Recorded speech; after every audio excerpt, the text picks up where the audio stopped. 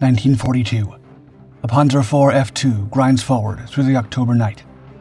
This is the Mark IV Special, the most powerful tank in Rommel's Afrika Korps.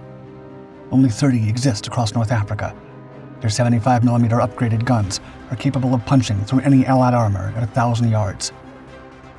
Suddenly, the Germans halt their advance. Something feels off. In the darkness, 50 yards away, 19 anti-tank guns lie in wait. British hands tremble over firing levers. They have no artillery support, only a few rounds left, and their backup is looking for them in the wrong place. The panzers lurch forward. Lieutenant Colonel Turner grips his binoculars. 40 yards. One word from him will unleash hell. If Turner's trap fails, Rommel reaches Alexandria by dawn. 30 yards. The entire North African campaign is on the line. Swallow them whole. By the fall of 1942, after a year and a half of advances and retreats, the Afrika Korps, led by General Eben Rommel, known as the Desert Fox, was once again at the gates of El Alamein, the last natural barrier before the Egyptian capital of Alexandria. This time, the 8th Army, the main British-led field army fighting in North Africa, had a new commander and a plan to end the stalemate for good. It was newly promoted General Bernard Montgomery, a man who set out to completely reorganize and reinvigorate the 8th Army. After restructuring the front and stockpiling everything from tanks, trucks, fuel, artillery, rations, and more, he introduced his latest plan, Operation Lightfoot, where infantry, nicknamed the Lightfoot Troops, would go first, clearing mines by hand. Behind them, British armor would surge through the gaps and drive straight into Rommel's line. Setting the plan into motion, on the night of October 23, 1942, nearly 900 British guns opened fire across a 40-mile front. With that, the Second Battle of El Alamein had begun. For 5 hours, British guns tore into Axis lines, flattening bunkers and ripping open minefields laid in deep overlapping belts, while behind them, the Lightfoot troops cleared paths by hand as best as they could under machine gun fire. By the 24th, however, gains were shallow and slow, and the Desert Fox, back from sick leave, realized this was no feint and hurriedly rushed more reserves to hold the line. Over the next 2 days, the desert turned into a grinding brawl where neither army gave ground. Meanwhile, Montgomery held back his armor, waiting for the right moment to strike. One key position, a shallow rise called Kidney Ridge, became an important staging ground. For the next step, Operation Supercharge, to work, the British needed secure positions deep in enemy territory, places to pivot where tanks could regroup and refuel before pressing the attack. For this purpose, the leader had 2 specific objectives in mind, Woodcock and Snipe. Though these codenamed positions were unremarkable depressions in the desert floor, they sat at crucial junctions in Rommel's defensive layout. Whatever unit of infantry was assigned to these points would have to hold them alone, long enough for the tanks to reach them and punch through before the Afrika Korps closed in around them and the desert swallowed them whole. Lucky for General Montgomery, the job of taking Snipe fell to one of the most particular battalions the 8th Army had to offer. The 2nd Rifle Brigade. The 2nd Battalion Rifle Brigade was no standard infantry unit, but one trained for speed, mobility, and firepower. They were heavily motorized, with scout platoons riding in 33 tracked Bren carrier vehicles. Supporting them were machine gun sections with water-cooled Vickers guns, and mortar crews armed with 3-inch tubes for an extra punch. Most important was their anti-tank company, with 16 brand-new 6-pounder guns, a serious upgrade from the old 2-pounders most other units in the desert had.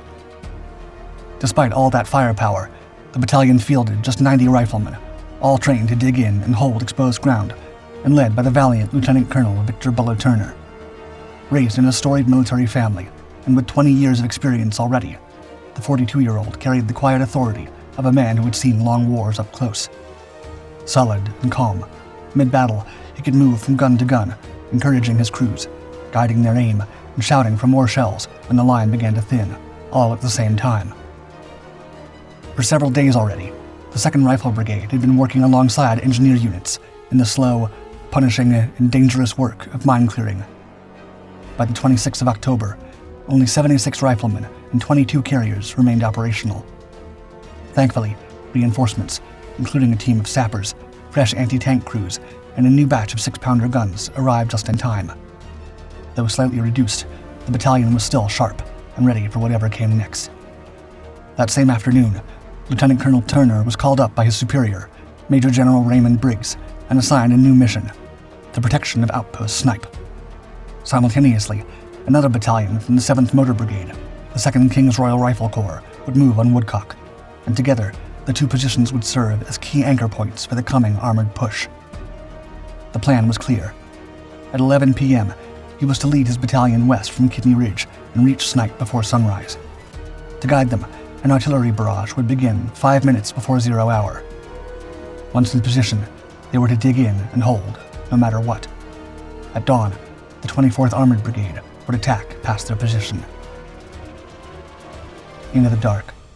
After learning his unit's next assignment, Turner briefed his second-in-command, Major Tom Pearson, then left him to prepare the battalion while he slipped ahead alone to study the ground his men would soon cross under the cover of night. Through his binoculars, the view offered nothing but flat desert. Tonight, he and his men would move across this emptiness like targets on a shooting range. Worse, in terrain this plain, Turner was well aware that entire units just like his could drift miles off course before realizing it. Back at battalion headquarters, knowing he could not lie to the men he'd worked so hard to turn into a well-oiled teamwork machine, Turner gathered his officers in a tight circle. His voice remained steady as he told his subordinates this would be a last-man, last-round affair. As H hour finally approached, the battalion formed up on the edge of Kidney Ridge, and Major Pearson, as he always did, had done an excellent job preparing the column. Before the two leaders, the scouts and their carriers were ready to lead the way, riflemen behind them in tight marching order. Further back, their trusty and effective 6-pounders sat strapped to their trucks, with the supply vehicles lined up behind them, waiting to be called forward once the position was secured. At exactly 10:55 p.m., the barrage opened, and the artillery screamed overhead, lighting up the desert floor. But something wasn't right.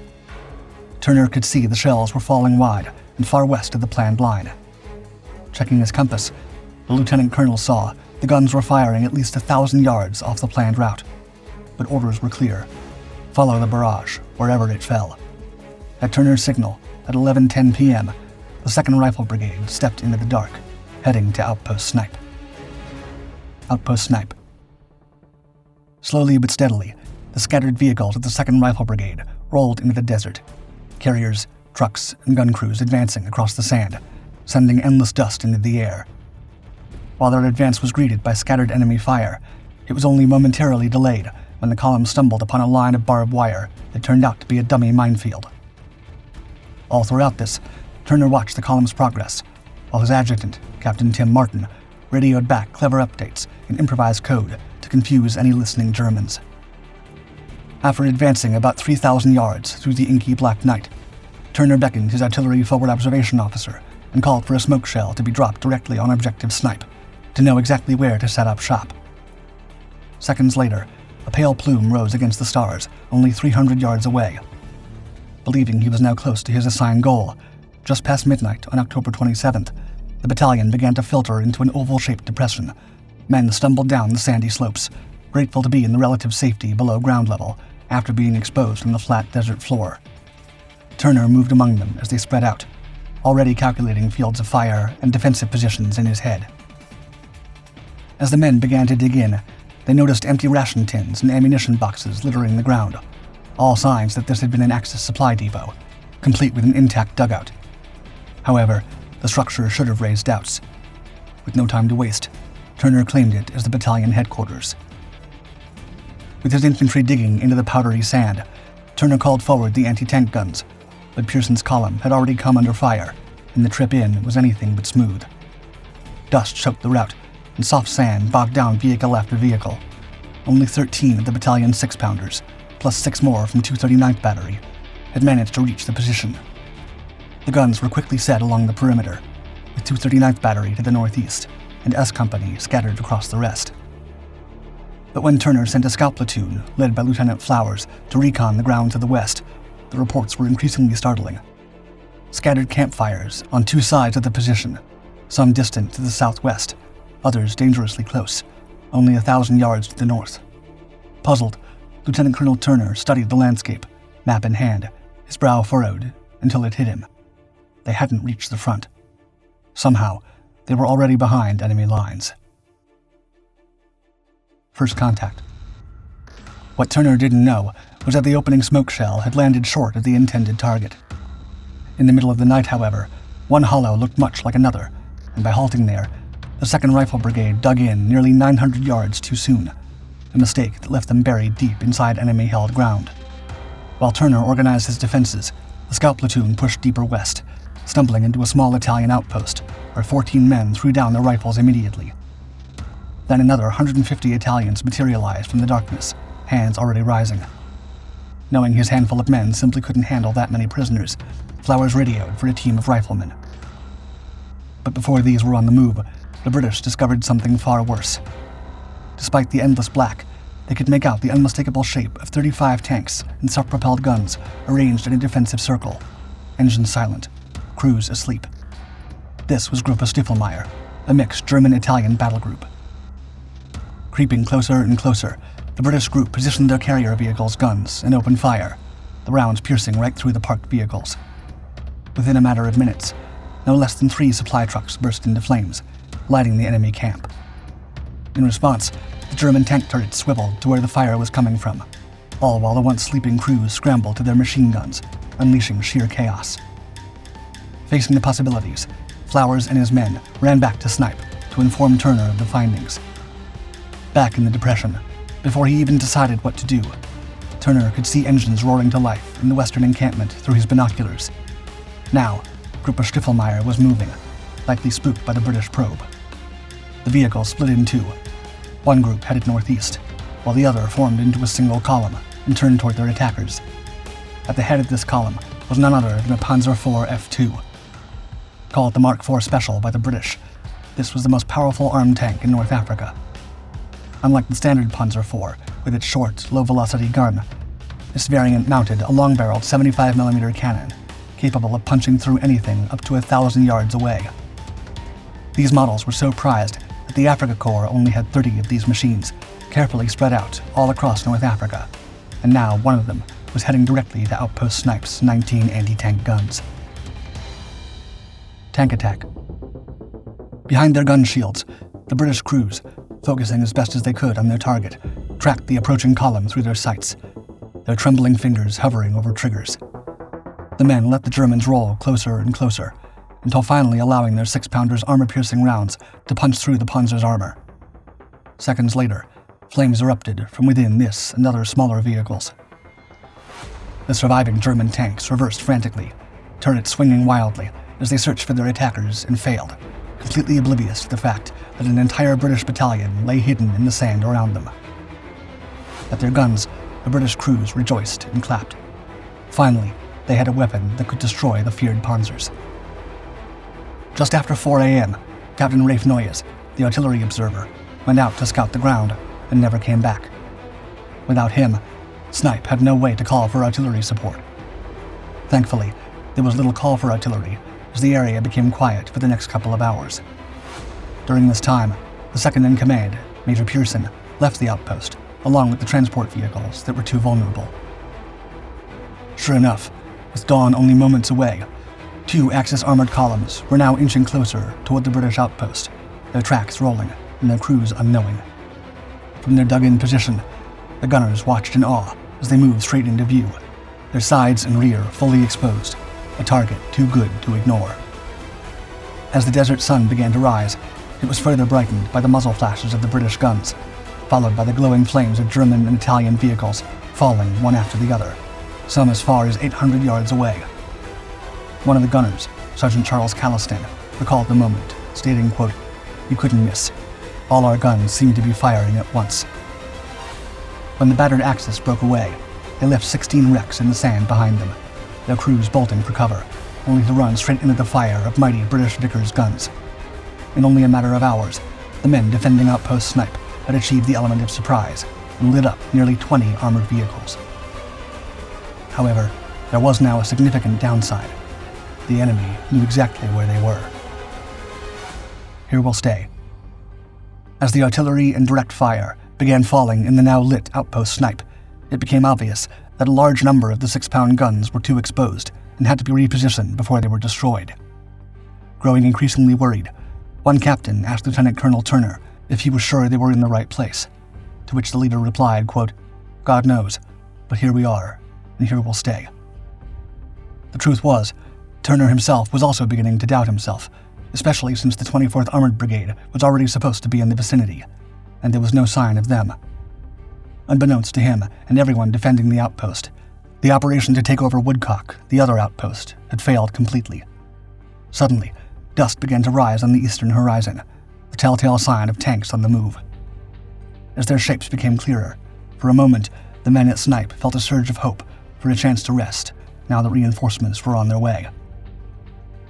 However, upon seeing the 2nd Rifle Brigade's tight perimeter, surrounded by Axis armor, the British tankers of the 47th Royal Tank Regiment opened fire on what they believed was a German strongpoint. As shell after friendly shell began to rain on the outpost, the majority of them landed on the 6-pound guns of the 239th Battery defending the northeast. Realizing the mix-up, the battalion's intelligence officer, Lieutenant Jack Wintour, jumped on his Bren carrier and drove as fast as he could to personally stop the damage. By the time the other side realized their mistake and the tank regiment finally headed towards Snipe, a massive concentration of 25 German tanks appeared from 1,000 yards away. Tank shells, artillery rounds, and anti-tank fire converged on outpost Snipe from 3 different directions. Hiding in his foxhole nearby, Rifleman Private Crimp later recalled the chaos, quote, "The shells scream down in inexorable succession, and all around us is the driving, rending crash of high explosive." In the midst of the haze coming from the 2 side smoke screens of protection, the Germans unveiled something new. When a Panzer gunner spotted a Sherman, he'd fire a smoke shell to mark it. Then, every single one of the German guns would concentrate on that smoke marker, pounding the area with dozens of 88mm rounds until the target burned. Within just 15 minutes, 7 Shermans were destroyed by this simple and devastating tactic. With this carnage, at 9 a.m., the 47th Royal Tank Regiment, reduced to just 5 Shermans and 6 Crusaders, had no choice but to move back to the ridge, leaving the men at Snipe alone once again. Help us. With the sun fully out, threats kept on coming. 13 Italian tanks charged from the southwest, but after a scramble to reposition guns in soft sand, the British gunners knocked out 4 and forced the rest to retreat. This initial attack was a mere diversion for Gruppe Stuffelmeier to turn its full attention towards Snipe. Just past 10 a.m., 30 German tanks advanced in 2 columns, one veering toward the finally arriving 24th Armored Brigade, the other right at the 2nd Rifle Brigade's position. The 24th, the very unit meant to push past Snipe at dawn, arrived too late for the original plan. Now, by sheer accident of timing, the German split attack walked straight into a crossfire between the 2 British units. Caught sideways between 2 British forces, the 6-pounders from Snipe began to fire, while the 24th Armored poured fire from the other direction. In less than an hour, 8 were burning wrecks. By 11 a.m., with the sun burning overhead, a total of 23 Axis tanks lay destroyed across the desert. But now, the 2nd Rifle Brigade was paying for it. 6 of their carriers were destroyed. Only 13 of their 6-pounders still worked, and ammunition was running low. 2 brave soldiers loaded a jeep with green ammunition boxes and drove the perimeter under fire, tossing shells to each gun position as bullets snapped past. Major Pearson's resupply convoy tried repeatedly to break through, but German fire drove them back every time. Miles away at division headquarters, Major General Briggs sat hunched over his radio sets. In one ear, he heard Turner's increasingly desperate calls for tank support. In the other, German radio intercepts revealed the truth. Both the 15th and 21st Panzer Divisions were massing for a massive counterattack against his entire division. He could either save the men from the 2nd Rifle Brigade or save his tanks for the coming strike that might just endanger the Second Battle of El Alamein. He would later write, quote, "My reluctant decision was that I must leave the infantrymen to fight it out for themselves." Tea in the sand. Following another Italian attack aimed at the southwest section of the perimeter, the shelling reduced this section to a single 6-pounder, manned by Sergeant Calistan. Seeing most of the crew now wounded and the rest fetching ammunition, Turner rushed to help, with Lieutenant Jack Toms close behind. The leader took over as loader, while Calistan kept his eye pressed to the sight, both waiting until they closed to 600 yards before the sergeant fired 6 times in quick succession as Turner fed shells. 5 tanks and a nearby self-propelled gun burst into flames. Yet 3 Italian tanks continued to move forward through the smoke. Turner then reached for another shell, only to realize the rack beside him was nearly empty. But before he could call for more, a jagged shard of shrapnel tore into his forehead, sending him to the ground momentarily before he got up and tried to shake it off before loading one of the remaining rounds. 2 of Calliston's crew spotted ammunition boxes 20 yards away and dropped to their bellies to crawl through the sand, only to be repelled by the machine gun bullets flying all around them. Lieutenant Tom saw another way. Instead of the ground, he bolted upright and ran full sprint across 100 yards of open sand, reached his jeep, and yanked it into gear. Racing back as fast as he could, several enemy rounds punched through his hood and lit it on fire, but the burning vehicle arrived just in time with 4 ammunition boxes. The crew then hauled the boxes, while others tended to the ailing Turner, who was slowly collapsing against a scrub bush, still conscious but fading. All the while, Calliston continued to make each shot count, burning 3 tanks with 3 rounds. The last one stopped just 200 yards from their position. With this last tank burning so close to them, they could smell the fiery fuel.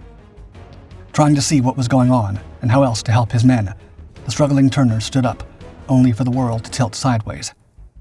Due to his wound and the impact, upon looking west, the burning tanks morphed into something else entirely. Ships, destroyers cutting through a psychedelic sandy ocean.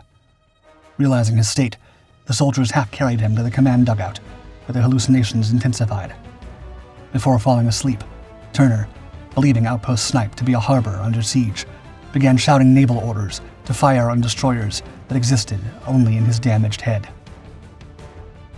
When he tried to rush back outside to direct fire at phantom vessels, 2 riflemen had to restrain him.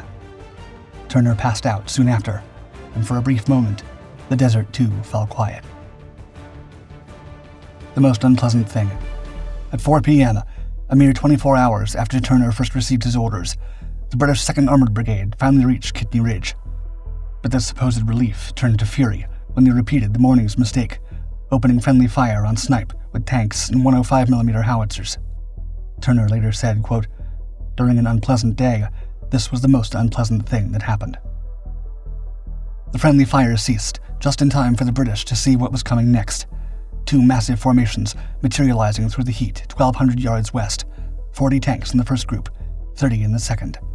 70 machines of war, filled with ammunition, beginning their final charge towards Snipe. With nothing left to lose, at only 200 yards, the British guns opened fire, destroying 12 panzers in 2 minutes, half burning, some even taking hits from 2 guns at once. As the surviving Germans pulled back behind a rise, 15 additional tanks peeled off from the second group. By then, the British had only 3 working guns left. Despite the odds, watching the tanks creeping closer toward them, the brave gunners held their fire. In their foxholes, the terrified riflemen knew the weapons in their hands were useless against armor.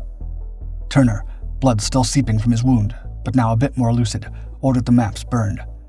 If this was the end of Outpost Snipe, nothing would fall into enemy hands.